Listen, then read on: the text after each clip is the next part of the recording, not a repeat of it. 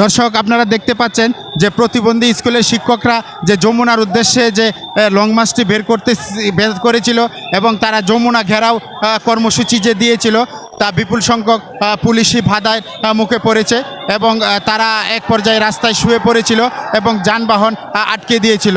তারা এখানে আপনারা দেখতে পাচ্ছেন যে বিভিন্ন রাস্তায় যানবাহন তারা আটকাচ্ছিলেন এবং আইনশৃঙ্খলা রক্ষাকারী বাহিনী তাদেরকে রাস্তা ছেড়ে চলে যাওয়ার জন্য অনুরোধ করতেছিলেন এবং তারা বলতেছে যে না, আমরা কোনোভাবেই রাস্তা ছাড়বো না এবং আমাদের দাবি না মানা পর্যন্ত আমরা রাজপথেই থাকব। ধন্যবাদ।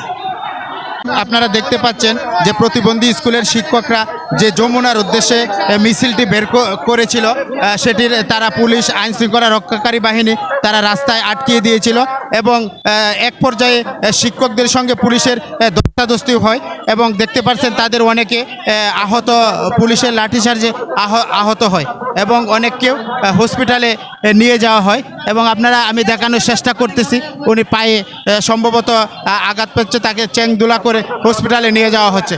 ধন্যবাদ।